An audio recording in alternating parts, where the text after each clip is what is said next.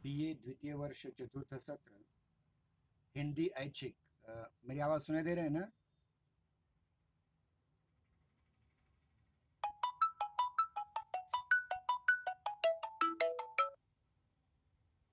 मेरी आवाज सुनाई दे रही है?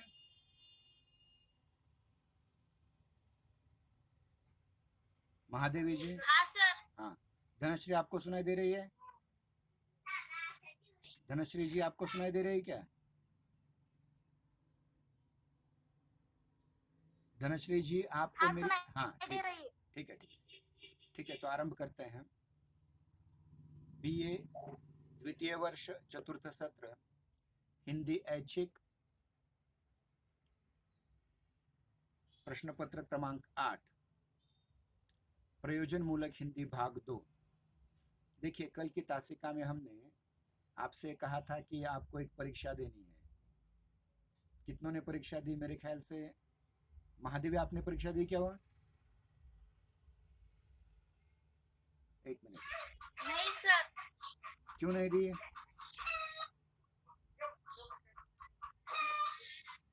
सर हम गाँव गए थे। तो फिर आज दीजिए, आज खुली है। हाँ, हाँ हाँ हाँ। ठीक है। अ, इसी प्रकार के प्रश्न आपको आ सकते हैं ऑनलाइन परीक्षा में।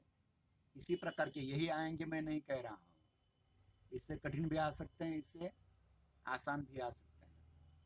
तो देखिए, बीए द्वितीय वर्ष हिंदी ऐच्छिक में जो छात्र शामिल हैं उनकी एक बार हम फेरिस्त को आपके सम्मुख पढ़ लेते हैं, ताकि जो नहीं आ रहे हैं उनके ये वीडियो देखने पर उनको कम से कम ये तो प्रेरणा होगी कि हम तासिकाएं करें।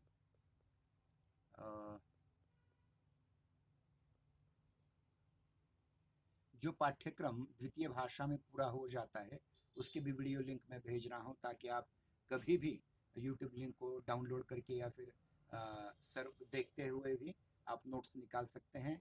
और इसके पीडीएफ भी मैं डाल रहा हूं, हर जितना हो सके उतना। तो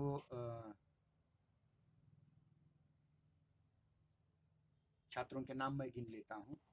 महादेवी बंकट हुबाले, गजानन कोंडीबा खोखले, ज्ञानेश्वर बाबूराव खुड़े, रामकृष्ण दत्ता बोटेकर, आदिनाथ विश्वनाथ खोखले, आकाश पिराजी ढोले, प्रहलाद आत्माराम कुरुडे, शिवकुमार रामू डवरे, आकाश दीपक बोरकर, अरमान अली करीम शेख, अवंती आनंद जानराव, सविता गजानन वानोळे, सोनाली दत्तू कसबे, धनश्री धनाजी धामने, प्रतीक्षा अरविंद मगर, स्नेहा मंगेश पाटिल, मीनाक्षी अप्पासाहेब माने, ज्ञानेश्वर रामू पोपसे और सपना सदाशिव खोखले। तो हमने देखिए कल की तासिका में एक नया पाठ्यांश आरंभ किया था जिसका शीर्षक था अनुवाद। और अनुवाद में हमने ये देखने की कोशिश की थी कि उसकी परिभाषाएं कैसी हैं और अनुवाद होता क्या है। और अनुवाद में आगे चल कर के हमने ये देखने की कोशिश की थी कि अनुवाद की शब्द की व्युत्पत्ति कैसे हुई है, और उसके उपरांत न्याय सूत्र, जेमिनी न्यायमाला, नाइडा तथा Taber, Catford, Newmark, Hartmann, Stark, Halliday, Roman Jakobson, Patnaik, स्टार्ट, भोलानाथ तिवारी और सुरेश कुमार इत्यादि की परिभाषाएं हमने देखी थी। जल्दी जल्दी उन परिभाषाओं को एक बार पढ़ लेते हैं और फिर आगे जाते हैं समन्वित परिभाषा की ओर। न्याय सूत्र में ये कहा गया है, विधि विहितस्य अनुवचनम अनुवाद है, अर्थात विधि तथा विहित का पुनः कथन अनुवाद है। जेमिनीय न्यायमाला में कहा है कि ज्ञातस्य कथनम अनुवाद है, अर्थात ज्ञात या जो हमें पहले पता है उसका फिर से कथन करना अनुवाद है। संस्कृत में पुनः कथन के रूप में ही अनुवाद को परिभाषित किया गया है। वात्स्यायन ने न्याय सूत्र का भाष्य करते हुए स्पष्ट किया है कि अनुवाद का अर्थ शब्दों को दोहराना मात्र नहीं है, अपितु सार्थक रूप में दोहराना है। पुनरुक्ति निरर्थक हुआ करती है, किंतु अनुवाद सार्थक अथवा प्रयोजन युक्त पुनर्कथन है। नाइडा तथा टेबर ने कहा है कि मूल भाषा के संदेश के समतुल्य संदेश को लक्ष्य भाषा में प्रस्तुत करने की क्रिया को अनुवाद कहते हैं। संदेशों की यह मूल्य समता पहले अर्थ और फिर शैली की दृष्टि से तथा निकटतम एवं स्वाभाविक होती है। कैटफोर्ड ने कहा, एक भाषा के पाठ्य सामग्री को दूसरी भाषा में समानार्थक पाठ्य सामग्री में प्रतिस्थापित करना अनुवाद कहलाता है। न्यूमार्क ने कहा, अनुवाद एक शिल्प है जिसमें एक भाषा में लिखित संदेश के स्थान पर दूसरी भाषा के उसी संदेश को प्रस्तुत करने का प्रयास किया जाता है। हार्टमन और स्टार्क ने कहा, एक भाषा या भाषा भेद से दूसरी भाषा या भाषा भेद में प्रतिपाद्य को स्थानांतरित करने की प्रक्रिया या उसके परिणाम को अनुवाद कहते हैं। हेलिडे ने कहा, अनुवाद एक संबंध है जो दो या दो से अधिक पाठों के बीच होता है। ये पाठ समान स्थिति में समान प्रकार ये संपादित करते हैं, अर्थात दोनों पाठों का संदर्भ समान होता है और उनसे व्यंजित होने वाला संदेश भी समान होता है। उसके बाद डिस्टर्ट ने अनुवाद की परिभाषा करते हुए लिखा है, अनुवाद प्रायोगिक भाषा विज्ञान की वह शाखा है जिसका संबंध प्रतीकों के एक सुनिश्चित समुच्चय से दूसरे समुच्चय के अर्थ के अंतरण से है। रोमन जैकबसन ने कहा, एक भाषा के शाब्दिक प्रतीकों की अन्य भाषा के शाब्दिक प्रतीकों द्वारा व्याख्या अनुवाद है। पटनायक ने कहा, अनुवाद वह प्रक्रिया है जिसके द्वारा सार्थक अनुभव, अर्थपूर्ण संदेश या संदेश का अर्थ को एक भाषा समुदाय से दूसरी भाषा समुदाय में संप्रेषित किया जाता है। डॉक्टर भोलानाथ तिवारी ने अनुवाद की परिभाषा करते हुए लिखा है, एक भाषा में व्यक्त विचारों को यथासंभव समान और सहज अभिव्यक्ति द्वारा दूसरी भाषा में व्यक्त करने का प्रयास अनुवाद है। उसके उपरांत हमने डॉक्टर सुरेश कुमार की एक लंबी परिभाषा देखी थी। एक भाषा के विशिष्ट भाषा भेद के विशिष्ट पाठ को दूसरी भाषा में इस प्रकार प्रस्तुत करना अनुवाद है जिसमें वह मूल भाषिक कार्य, भाषिक अर्थ, प्रयोग के वैशिष्ट्य से निष्पन्न अर्थ, प्रयुक्ति और शैली की विशेषता, विषय वस्तु तथा संबद्ध सांस्कृतिक वैशिष्ट्य को यथासंभव सुरक्षित रखते हुए दूसरे भाषा के पाठक को स्वाभाविक रूप से प्रतीत हो। तो इस प्रकार से 12 परिभाषाएं हमने देखी। अब इसके उपरांत इन परिभाषाओं से प्राप्त लक्षणों को आपके सम्मुख प्रयुक्त करेंगे। यानी ये जो 12 परिभाषाएं देखी, उनमें अनुवाद का स्वरूप परस्पर भिन्न रूप में स्पष्ट होता है। इन परिभाषाओं में अनुवाद के स्वरूप संबंधी 5 धारणाएं प्रस्तुत होती हैं। पहला क्या कहा गया है कि अनुवाद अर्थ संप्रेषण की प्रक्रिया के रूप में अनुवाद है। 2, सांस्कृतिक संदर्भ के एकीकरण के रूप में अनुवाद है। 3, व्याख्या के रूप में अनुवाद है। 4, भाषा के विभिन्न स्तरों पर पाठ्य सामग्री के प्रतिस्थापन के रूप में अनुवाद। और 5, अर्थ एवं शैली की समतुल्यता के रूप में अनुवाद है। तो उक्त 5 धारणाओं का समन्वय अनुवाद का सही स्वरूप स्पष्ट कर सकेगा, क्योंकि मात्र अर्थ का रूपांतरण, अर्थ की व्याख्या, अर्थ की शैली का रूपांतरण, सांस्कृतिक संदर्भों का रूपांतरण एक एक करके या प्रथम रूप में अनुवाद का एक अंग मात्र है, अनुवाद नहीं। इसलिए इन 5 अंगों के समन्वित रूप में अनुवाद एक परकाया प्रवेश की प्रक्रिया है। अनुवाद क्या है? एक परकाया प्रवेश की प्रक्रिया है। उक्त 5 अंगों के समन्वित रूप में अनुवाद की सही परिभाषा करते हुए महात्मा गांधी अंतर्राष्ट्रीय हिंदी विश्वविद्यालय वर्धा के कुलपति डॉक्टर जी गोपीनाथ लिखते हैं, अनुवाद वह द्वंद्वात्मक प्रक्रिया है। अनुवाद वह द्वंद्वात्मक प्रक्रिया है जिसमें स्रोत पाठ की अर्थ संरचना, जिसमें स्रोत मतलब जिस भाषा में पहला है वह सोर्स लैंग्वेज, स्रोत पाठ की अर्थ संरचना या आत्मा का लक्ष्य पाठ में मतलब टारगेट लैंग्वेज के पाठ में की शैलीगत संरचना शरीर द्वारा प्रतिस्थापित होता है। हम 3 बार इस परिभाषा को पढ़ेंगे, एक बार हम पढ़ चुके हैं, 2 बार और। अनुवाद वह द्वंद्वात्मक प्रक्रिया है। अनुवाद वह द्वंद्वात्मक प्रक्रिया है जिसमें स्रोत पाठ की अर्थ संरचना यानी आत्मा का लक्ष्य पाठ की शैलीगत संरचना अर्थात शरीर द्वारा प्रतिस्थापन होता है। अनुवाद वह द्वंद्वात्मक प्रक्रिया है जिसमें स्रोत पाठ की अर्थ संरचना आत्मा का लक्ष्य पाठ की शैलीगत संरचना शरीर द्वारा प्रतिस्थापन होता है। अनुवाद वह द्वंद्वात्मक प्रक्रिया है जिसमें स्रोत पाठ की अर्थ संरचना आत्मा का लक्ष्य पाठ की शैलीगत संरचना शरीर द्वारा प्रतिस्थापन होता है। तो ये हुआ 12 परिभाषाएं और 13वीं परिभाषा। अब इसके उपरांत हम देखते हैं अनुवाद के प्रकार कितने होते हैं। ठीक है, चलते हैं अनुवाद के प्रकार। देखिए, अनुवाद की प्रक्रिया, अनुवाद की सामग्री, अनुवाद के उद्देश्य के आधार पर अनुवाद के कई रूप हो सकते हैं। विद्वानों ने इनमें से कोई एक या सभी आधारों के सहारे विविध अनुवाद रूपों को अनुवाद भेद या प्रकारों की संज्ञा दी है। संज्ञा मतलब नाम। कुछ विद्वानों द्वारा प्रस्तुत अनुवाद प्रकार्य और अनुवाद प्रकार और प्रस्तुत आपके सम्मुख है। एक बहुत महत्वपूर्ण अनुवादक विद्वान है, या यूं कहेंगे कि भाषा वैज्ञानिक हैं जेसी कैटफोर्ड।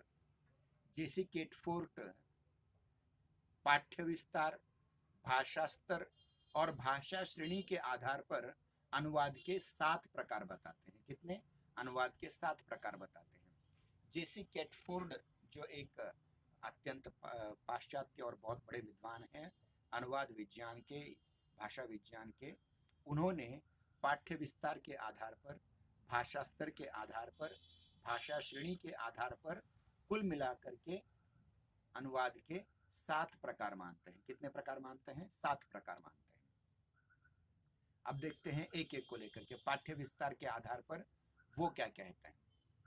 पाठ्य विस्तार के आधार पर जेसी कैटफोर्ड अनुवाद के 2 प्रकार मानते हैं। पाठ्य विस्तार के आधार पर जेसी कैटफोर्ड अनुवाद के 2 प्रकार मानते हैं। एक है पूर्णानुवाद और दूसरा आंशिक अनुवाद। पूर्ण अनुवाद मतलब जितने पन्ने लिखे गए हो उतने पन्ने में अनुवाद उसका होना चाहिए, शब्द के लिए प्रतिशब्द देना चाहिए, ये एक पूर्ण रूप से अनुवाद हुआ। और दूसरा होता है आंशिक अनुवाद, केवल उसका सार बताना है अनुवाद के रूप में। मूल सामग्री का संपूर्ण अनुवाद पूर्ण अनुवाद होता है और स्रोत भाषा की सामग्री का अनुवाद करते समय कुछ भाग छोड़ दिया जाए और शेष यथावत लक्ष्य भाषा में लिया जाए, उसको आंशिक अनुवाद कहा जाता है। यह हुआ पाठ्य विस्तार के आधार पर। पाठ्य विस्तार के आधार पर जेसी कैटफोर्ड के द्वारा किया गया अनुवाद के 2 प्रकार हैं। एक है पूर्णानुवाद और दूसरा है आंशिक अनुवाद। अब चलते हैं भाषा स्तर के आधार पर। जेसी कैटफोर्ड भाषा स्तर के आधार पर अनुवाद के 2 प्रकार करते हैं। एक है समस्त अनुवाद और दूसरा सीमित अनुवाद। स्रोत सामग्री, भाषा की सामग्री का भाषा के सभी स्तरों की दृष्टि को ध्यान में रखते हुए लक्ष्य भाषा में जो अनुवाद किया जाता है उसे समस्त अनुवाद कहा जाता है। और सीमित स्तर पर अर्थात ध्वनि या लिपि या शब्द या व्याकरण के किसी एक अंश के आधार पर अनुवाद किया जाता है उसे सीमित अनुवाद कहा जाता है। भाषा स्तर के आधार पर जेसी कैटफोर्ड ने 2 अनुवाद के 2 प्रकार माने हैं। एक है जिसको कहा जाता है समस्त अनुवाद और दूसरा है सीमित अनुवाद। समस्त अनुवाद में भाषा विज्ञान के जितने भी स्तर होते हैं उन सभी स्तरों का स्रोत भाषा का के पाठ का लक्ष्य भाषा के पाठ में रूपांतरण करना, भाषांतरण करना, उसे उन्होंने समस्त अनुवाद कहा है। और इनमें से किसी एक का अगर भाग छोड़ दिया जाए, जैसे लिपि, ध्वनि, शब्द, व्याकरण, इनमें से किसी एक पर ही ध्यान रख करके उसका अनुवाद किया जाता है तो उसे सीमित अनुवाद कहा जाता है। मतलब यहाँ समस्त और सीमित। पहले क्या था? पूर्णानुवाद और आंशिक अनुवाद। मतलब ये दो भाग हुए, दो प्रकार हुए अनुवाद के। अब दो प्रकार और हुए, समस्त और सीमित। और उसके उपरांत हम देखते हैं कि तीसरा जो आधार है भाषा श्रेणी के आधार पर, भाषा श्रेणी के आधार पर जेसी कैटफोर्ड ने अनुवाद के 3 प्रकार किए हैं। एक है मुक्तानुवाद, दूसरा शाब्दिक अनुवाद और तीसरा शब्दशः अनुवाद। कौन कौन से? उन्होंने 3, मतलब भाषा श्रेणी के आधार पर। महादेवी बीच में छोड़ करके मत जाइए, हमारी लिंक टूट जाती है। तो किसी भी प्रकार से कोई फोन आ जाए तो फोन मत उठाना, और गलती से भी सामने के लाल रंग का जो फोन का आइकॉन है उसे टच मत करना, उसे स्पर्श मत करना। आप मीटिंग छोड़ करके बाहर जाते हैं और हमारी एकाग्रता भंग हो जाती है। भाषा श्रेणी के आधार पर अनुवाद के उन्होंने 3 प्रकार कहे जैसे केटफोर्ड ने। एक है मुक्तानुवाद, दूसरा शाब्दिक अनुवाद और दूसरा शब्दशः अनुवाद। वाक्य या वाक्य से ऊंचा स्तर जैसे वाक्यों के समूह, गद्यांश आदि का अनुवाद मुक्तानुवाद कहलाता है। क्या है? वाक्य या वाक्य से जो बड़े एकक होते हैं, भाषा के स्तर होते हैं, जैसे वाक्यों के समूह, गद्यांश, उनका अनुवाद जो कहता है वो मुक्त अनुवाद कहलाता है। स्रोत भाषा की सामग्री का लक्ष्य भाषा में शब्द प्रतिशब्द अनुवाद किया जाए तो उसे शब्दशः अनुवाद कहा जाता है। मुक्त और शब्दशः अनुवाद के बीच की स्थिति है शाब्दिक अनुवाद। इसमें लक्ष्य भाषा की व्याकरणिक व्यवस्था को दृष्टि में रखकर के अनुवाद किया जाता है, उसे कहा जाता है शाब्दिक अनुवाद। अब देखिए ये जो 3 प्रकार हैं, मुक्तानुवाद, शब्दशः अनुवाद और शाब्दिक अनुवाद, इसमें ये करते समय, जैसे कि मैंने भी 8 पुस्तकों का अनुवाद किया है मराठी से हिंदी में, तो मुझे भी इस बात का अनुभव है कि जो शब्दशः अनुवाद होता है वह कभी कभी गलत हो जाता है, या शब्द के लिए प्रतिशब्द खोजने में बहुत समय चला जाता है। जैसे मैंने जब शरण कुमार लिम्बाले द्वारा संपादित दलित पैंथर भूमिका एवं आंदोलन का अनुवाद कर रहा था, तो उस समय मुझे जो नामदेव ढसाल ने गालियां लिखी थी, उन गालियों का मैं शब्दशः अर्थ नहीं कर सकता था, तो उसका मुक्त अनुवाद मुझे करना पड़ा, जिसको मराठी में स्वैर अनुवाद कहा जाता है। यह स्वैर अनुवाद, शब्दशः अनुवाद, इन दोनों की जगह अच्छे अनुवाद, इन दोनों के बीच की जो स्थिति है उसे कहा जाता है शाब्दिक अनुवाद। शब्द लो, उसका अनुवाद करो और आगे चलते जाओ। इस प्रकार का अनुवाद बहुत महत्वपूर्ण है। तो हम देखते हैं कि ये जो अनुवाद के 7 प्रकार हैं, किसने किए हुए हैं? जेसी कैटफोर्ड ने अनुवाद के 7 प्रकार बताए हैं, जिनमें से पूर्णानुवाद, आंशिक अनुवाद, समस्त अनुवाद, सीमित अनुवाद, स्वैर या मुक्तानुवाद, शाब्दिक अनुवाद, शब्दशः अनुवाद और शाब्दिक अनुवाद। ये अनुवाद के 7 प्रकार उन्होंने कहे हैं। आगे चल करके कसाग्रांदे, ध्यान रखिए नाम है कसाग्रांदे, इस विद्वान के अनुसार उन्होंने अनुवाद के 4 प्रकार बताए हैं। पहला अनुवाद का प्रकार बताया है भाषा परक अनुवाद, दूसरा तथ्य परक अनुवाद, तीसरा संस्कृति परक अनुवाद और चौथा सौंदर्य परक अनुवाद। फिर से कहता हूँ, कसाग्रांदे नाम के विद्वान 4 प्रकार मानते हैं अनुवाद के। पहला प्रकार मानते हैं वो है भाषा परक अनुवाद, दूसरा प्रकार मानते हैं तथ्य परक अनुवाद, तीसरा संस्कृति परक अनुवाद और चौथा सौंदर्य परक अनुवाद। स्रोत भाषा के मूल कथ्य एवं भाषा का लक्ष्य भाषा में अनुवाद भाषा परक अनुवाद होता है। स्रोत भाषा में व्यक्त तथ्यों पर विशेष ध्यान देकर किए जाने वाले अनुवाद को तथ्य परक अनुवाद कहा जाता है, जो खास करके तकनीकी और वैज्ञानिक साहित्य का से संबंधित होता है, उसे तथ्य परक अनुवाद कहा जाता है। स्रोत भाषा में व्यक्त सांस्कृतिक विचारों का अनुवाद सांस्कृतिक अनुवाद होता है, जो खास करके समाजशास्त्र, अर्थशास्त्र, इतिहास इत्यादि विषय के अनुवाद में काम आता है।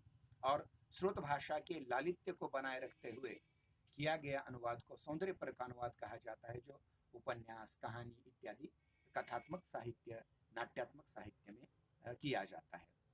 तो कौन कौन से हैं कहा है कसाग्रांदे ने? एक भाषा परक अनुवाद जिसमें भाषा को ध्यान में रख करके किया जाता है, दूसरा तथ्य परक अनुवाद जिसमें मूल पाठ के तथ्यों को ध्यान में रख करके किया जाता है, तीसरा संस्कृति परक अनुवाद जो मूल पाठ के सांस्कृतिक बातों को ध्यान में रखकर किया जाता है, और चौथा मूल भाषा के पाठ में जो सौंदर्य चिन्हित किया जाता है उसको ही प्रकट करने वाले अनुवाद को सौंदर्यपरक अनुवाद कहा जाता है। और इन सभी अनुवाद के भेदों का लक्ष्य दृष्टिकोण उसका अलग अलग उतना ही है। अब देखिए कि जो ये तो दो बातें हमने देखी, जे कैटफोर्ड और कसाग्रांदे जो पाश्चात्य विद्वान हैं उनके आधार पर हमने अनुवाद के प्रकारों पर चर्चा की। केटले ये जो कैटफोर्ड है इन्होंने 7 प्रकार किए हैं, कसाग्रांदे ने 4 प्रकार किए हैं। तो अब हम देखते हैं कि भारतीय जो विद्वान हैं, खास करके डॉक्टर भोलानाथ तिवारी जो हिंदी के बहुत प्रसिद्ध भाषा वैज्ञानिक हैं, और दूसरे डॉक्टर जी गोपीनाथ जिनका उल्लेख हमने अभी किया था, जो महात्मा गांधी अंतर्राष्ट्रीय हिंदी विश्वविद्यालय वर्धा के कुलपति भी रह चुके हैं। इन दोनों के विचारों पर हम अनुवाद के प्रकारों को देखने का प्रयास करेंगे। डॉक्टर भोलानाथ तिवारी जी ने गद्य पद्य साहित्यिक विधा अनुवाद विषय एवं अनुवाद की प्रकृति के अनुवाद आधार पर अनुवाद के 18 भेद किए हैं। कितने भेद किए हैं? 18। तो पहला गद्यत्व पद्यत्व के आधार पर उन्हें भेद किए हैं, गद्यानुवाद पद्यानुवाद, ये 2 भेद पहले किए हैं। साहित्य विधा के आधार पर उन्होंने 2 भेद किए हैं, काव्यानुवाद नाट्यानुवाद, ये भेद किए हैं उन्होंने। मतलब गद्यानुवाद पद्यानुवाद काव्यानुवाद नाट्यानुवाद, ये 4 भेद हुए। इसके उपरांत उन्होंने विषय के आधार पर भी अनुवाद के प्रकार किए हैं। ललित साहित्य का अनुवाद, दूसरा धार्मिक एवं पौराणिक साहित्य का अनुवाद, चौथा विधि साहित्य मतलब कानून से संबंधित साहित्य का अनुवाद, चौथा समाज शास्त्रीय विषयों का अनुवाद, पांचवा प्रशासनिक साहित्य का अनुवाद, छठा वैज्ञानिक या तकनीकी साहित्य का अनुवाद। मतलब पहले 4 और ये 6, कुल मिलाकर उन्होंने 10। और उसके उपरांत प्रकृति के आधार पर अनुवाद की प्रकृति के आधार पर जो अनुवादों का उन्हें वर्गीकरण किया है वो 8 प्रकार उन्होंने किए हैं, जिनमें शब्दानुवाद पहला है, दूसरा भावानुवाद, तीसरा छायानुवाद, चौथा व्याख्यानुवाद, पांचवा सारानुवाद, छठा वार्तानुवाद, सातवां रूपांतरण या भाषांतरण जिसे कहा जाए, और अंतिम आदर्श अनुवाद। ये भेद किए हैं। तो कुल मिलाकर के इन्होंने जो 18 भेद किए हैं उनको हम संक्षेप में फिर से एक बार देखते हैं।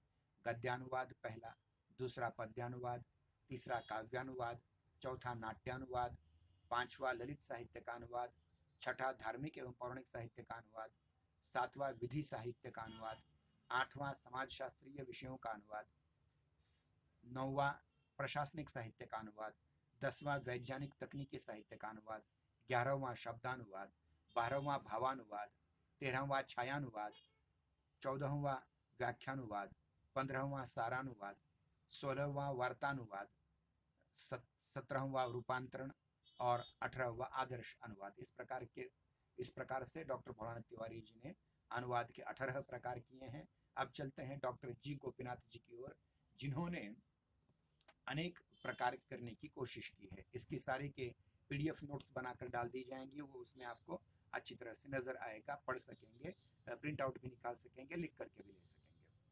उन्होंने विषय के आधार पर डॉक्टर जी गोपीनाथन जी ने विषय के आधार पर 2 प्रकार के अनुवाद किए हैं, एक साहित्यिक अनुवाद और दूसरा साहित्येतर अनुवाद।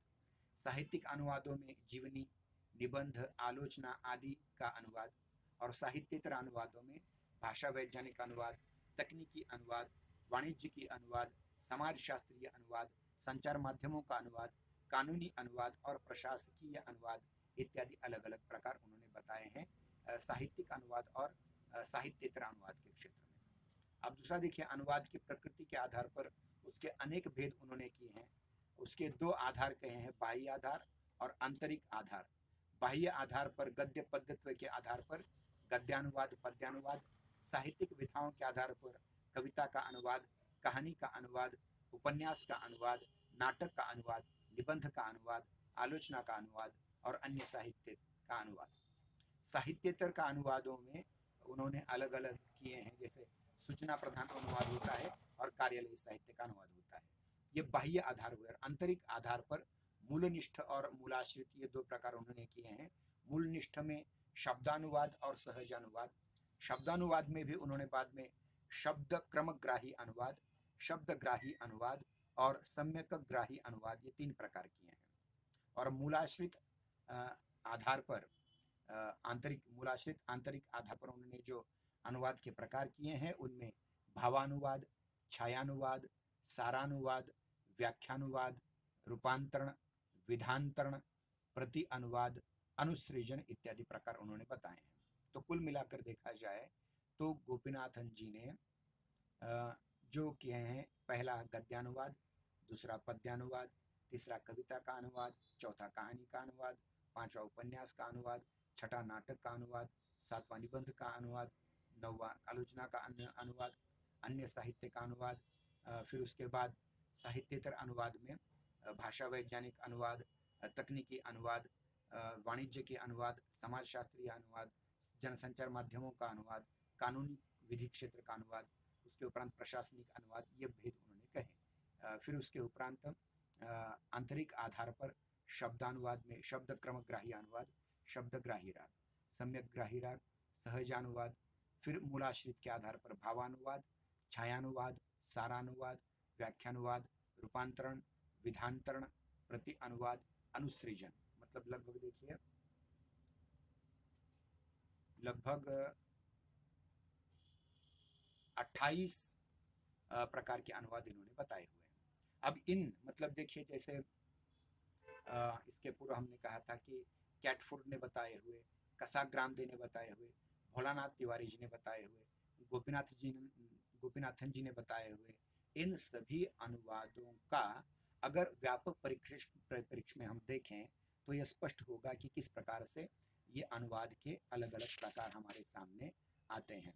अब इनमें से देखिए अनुवाद के कुछ प्रकारों का, अब सारे के सारे 28 के 28 प्रकार या 18 प्रकार, 6 के 6 प्रकार, 4 के 4 प्रकार, 8 के 8 प्रकार हम नहीं देखेंगे। उसमें से कुछ एक प्रकारों को हम आपके सम्मुख प्रस्तुत करने का प्रयास करते हैं। इनमें से 9 प्रकार जो हैं अनुवाद के, उस पर चर्चा करने का प्रयास करेंगे। पहला प्रकार है शब्दानुवाद।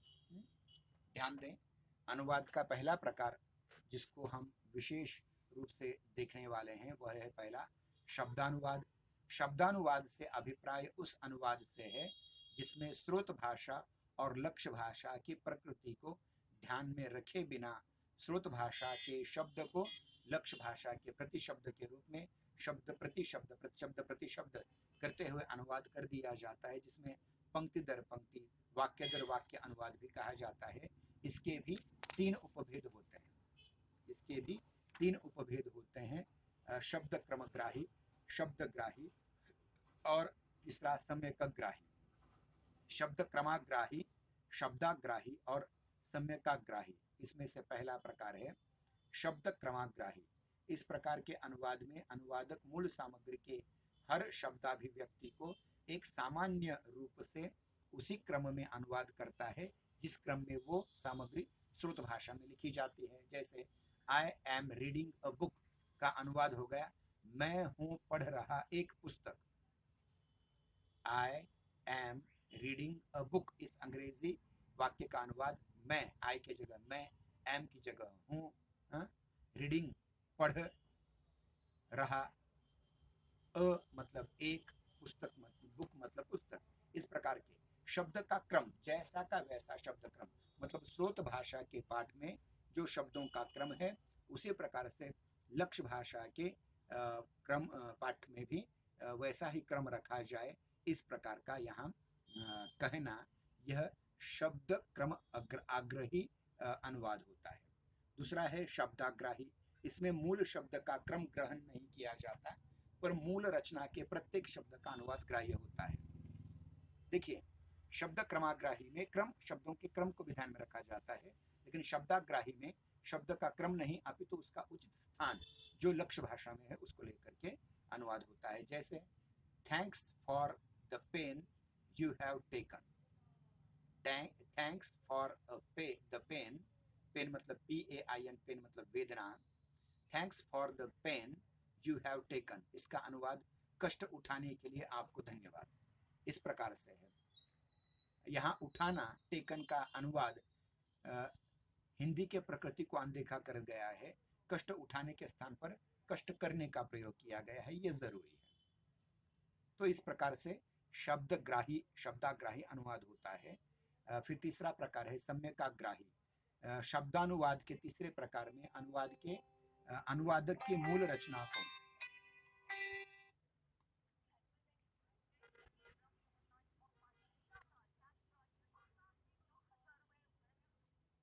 कंपनी का फोन था, जोड़ दो। तो सम्यकाग्राही अनुवाद में जो क्या है, ये शब्दानुवाद का ये तीसरा प्रकार है। इसमें अनुवाद में अनुवादक मूल रचना को कथ्य और कथन दोनों दृष्टियों से सम्यक अनुवाद करने का प्रयत्न करता है। इस प्रकार के अनुवाद में वह न तो अपनी ओर से अभिव्यक्त इकाई में कुछ जोड़ता है, न मूल में अभिव्यक्त इकाई में से कुछ घटाता है। सूचना प्रधान साहित्य के अनुवाद में ये इसकी उपयोगिता असंदिग्ध है, मतलब ये बहुत महत्वपूर्ण है। मतलब शब्द क्रमाग्राही अनुवाद और शब्दाग्राही अनुवाद से ज्यादा समर्पक अनुवाद, खास करके जहां सूचनाएं प्रदान करनी होती है वहां सम्यकाग्राही अनुवाद बहुत महत्वपूर्ण होता है। तो देखिए, शब्दानुवाद के ये तीनों प्रकार, शब्द क्रमाग्रही अनुवाद, शब्दाग्रही अनुवाद और सम्यकाग्राही अनुवाद, इनके उपरांत हम चलते हैं दूसरे अनुवाद की ओर, जिसका शीर्षक है सहजानुवाद। दूसरा प्रकार है शब्दानुवाद के बाद सहजानुवाद। इसे आदर्श अनुवाद भी कहा जाता है। इसमें अनुवादक स्रोत भाषा के में अर्थतः एवं शब्दतः निकटतम सहज अनुवाद करता है।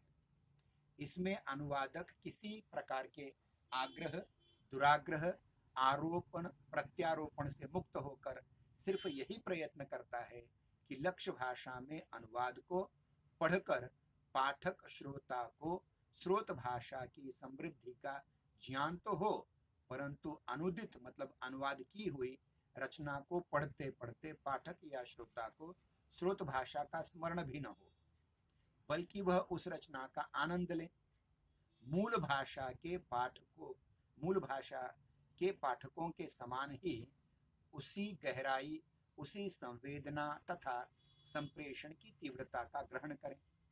अनुवादक इस बात में सावधानी बरतें कि अपने व्यक्तित्व का तनिक भी प्रभाव अनुवाद पर न पड़े। जो मूल में है उसे पाठकों तक पहुंचाने का प्रामाणिक प्रयास करें। अपनी ओर से कुछ न जोड़ें और कुछ न मूल से तोड़ें।